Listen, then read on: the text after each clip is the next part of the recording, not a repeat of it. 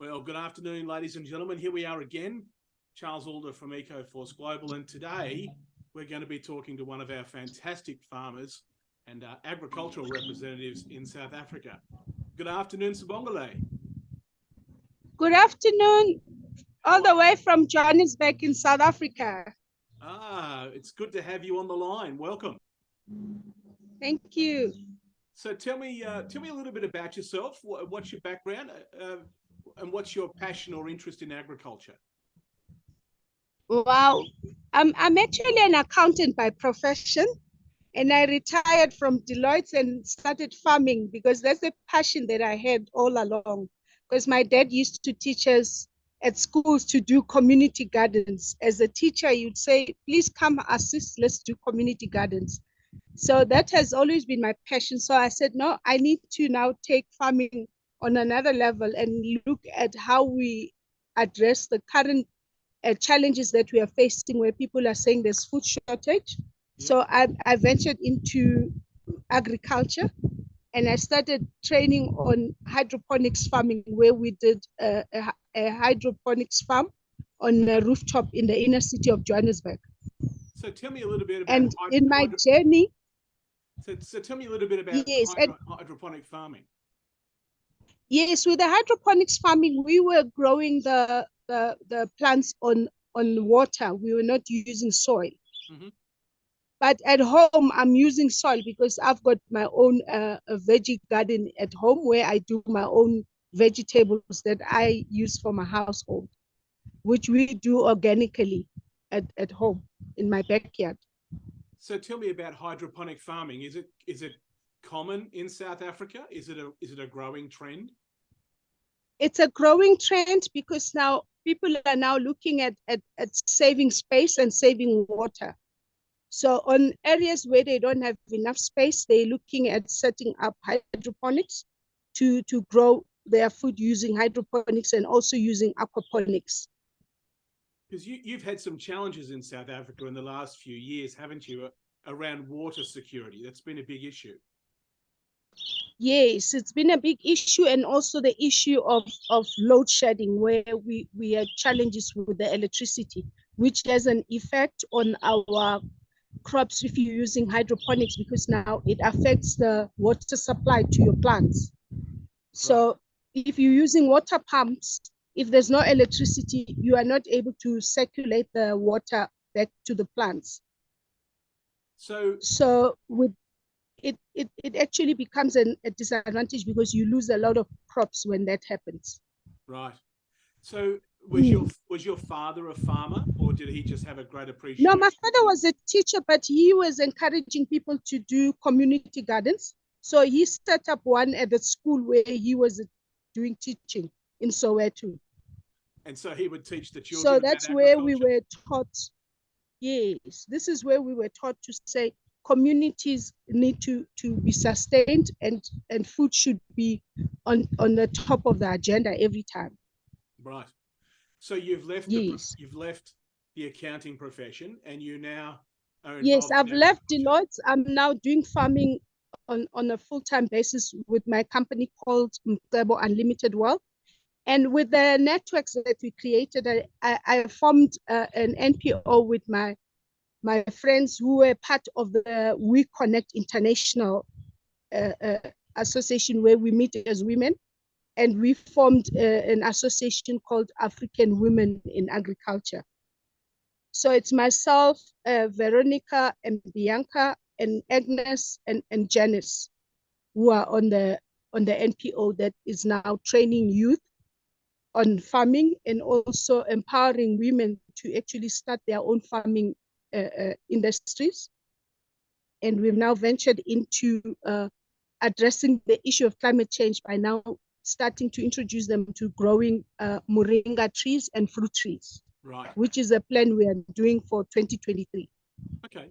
So the African Women in Agriculture movement, is that just based in Johannesburg, or are you spreading that into other parts of South Africa?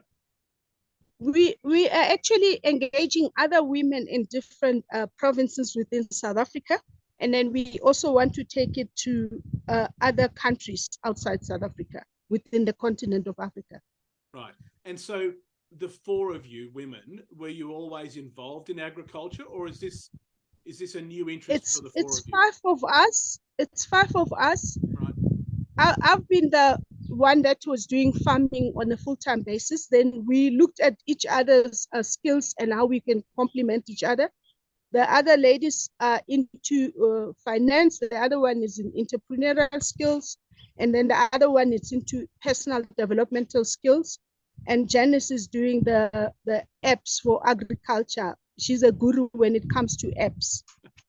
Fantastic. So So we brought in all those skills, and we are now working on African women in agriculture to capacitate women, doing trainings with them and setting them up to actually be capacitated to do their farming enterprise and address issues in their communities. okay. So are there more women in Africa now taking a leadership role in agriculture? Yes, there are more women, and we are encouraging more women by actually now doing trainings for them so that they get to understand that in agriculture there's a big value chain, and they can work in any of those value chains. It's not limited to being a grower. We also encourage them even to do logistics within the agricultural sector, and also be the ones that can be aggregators for farmers that are growers. And the women who are showing an interest in agriculture now, are they city women as well as country women who are standing up? Yes, we're actually working with youth and women. Okay. So with the youth, we're looking at young women who are interested in entering the farming sector. And then we also look at women who have existing farming, but they need farming skills that they want to improve on. So we also include coaching and mentorship. Okay. And so Yes. this the young women who are these young women who've never been exposed to agriculture before? Yes, there are, because we also look at local communities. There's a project that we did. It's called Isivuno. It's a Zulu word for farming and having women encouraged to actually go and harvest for their own households and then do their own businesses. And Right. we train them on short courses as well. Then they go back to their communities to set up for their own households, and then they can also set up informal trading that they do in their community. So you're based in Johannesburg. Are you bringing women into Johannesburg and doing the training there? Yes, we've looked at Johannesburg as a pilot, and then we're also engaging other women from other provinces. And we've had interest also from women who are from rural areas, and they are based in Johannesburg, and they say, let's come for training and then go and implement in our rural villages. That's fantastic. Congratulations Yes. to all of you. That's a fantastic initiative, and it's one that we're very excited at EcoForce Global to be involved with you on, because this next generation really are the ones who are caring for our planet, but also potentially most exposed to the challenges that our planet is facing, aren't they? Yes, and that's why we really appreciate this collaboration that we've come into with EcoForce, to actually now be part of the people who will actually be growing trees and also processing the moringa to enable people to sustain themselves and have businesses that they can run as farmers. Because it's not just about the fact that our partnership is going to lead to more trees being planted, but it's that whole cycle of being able to grow the trees, develop a crop, then sell that crop, and then continue to grow the trees so that the land is being rejuvenated and the communities are able to generate an income from agriculture, which has been a challenge, hasn't it? Yes, because the has always been, how do we now get them to be running sustainable businesses, just as much as they're helping with changing the climates that we having challenges with. Because if they plant trees, we know that those trees are actually doing great in a sense that it helps with the climate change situation, and it also helps with them generating revenue and being able to agro-process some of the stuff that they've grown. So the partnership between our two organisations, you're looking for more farmers outside of the initial planting site that we've agreed on, across South Africa, but potentially you think across other countries as well in the African continent? Yes, we actually looking at other countries outside South Africa, because as African women in agriculture, we're actually continental. Yes. So we're looking at the continent of Africa, and this model that we're using, we wanted to be replicated in other countries in partnership with other women. So if we get to let's say, for example, we get to a country in let's say Malawi, we are able to share the model with women in Malawi to capacitate their women and in their communities. And those partnerships are going to be built, and we carry on to go to other countries with the same model. Great. So one of the things that we've got between our partnership is that there's a real opportunity for both consumers and business and big business to actually partner with us and make these trees, you know, a reality and support farmers to regenerate the landscape. So there's a real opportunity here for South African business communities to actually partner with Awea and EcoForce. Would you agree? Yes, I do agree, because we're looking at saying, let's partner with corporates, let's partner with communities, let's partner as businesses to say, let's build and be world changers. Because we've been seeing the challenges that we're facing, but how are we coming together now to be building and making a change for the better for everyone? So our first planting site is 1,000 trees, and it's not far from where you're standing today, I would imagine. Is that right? Yes. So because with the trees that we want to plant, we also want to allocate women who will actually take ownership of the trees and be the ones that are working on the trees as well. So it capacitate women to say, we have this project that we're running, and we are actually being part of the building of the economy around the tree planting.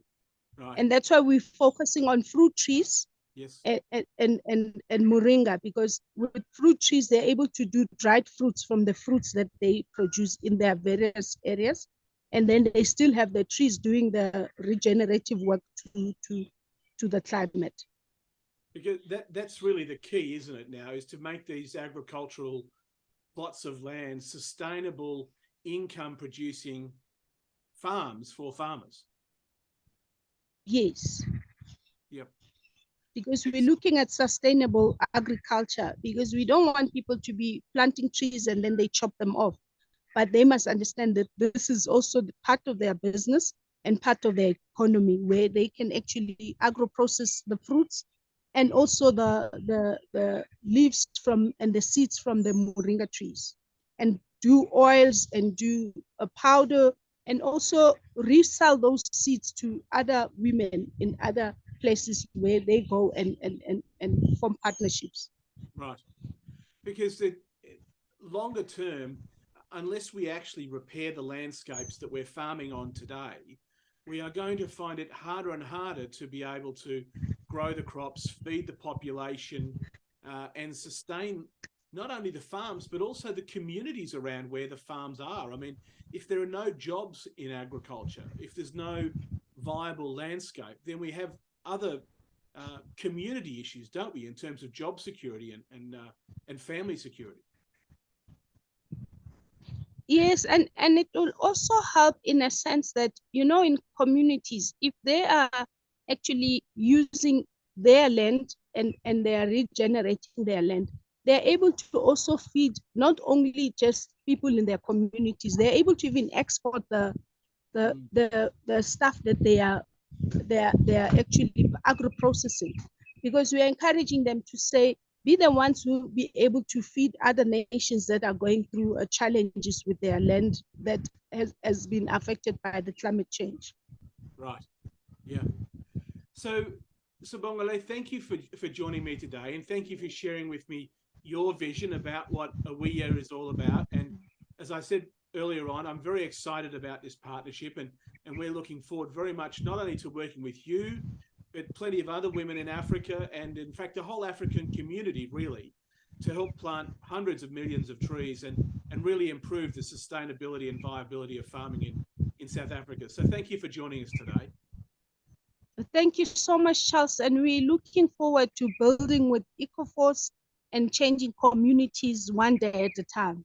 Thank you. Excellent. Thank you.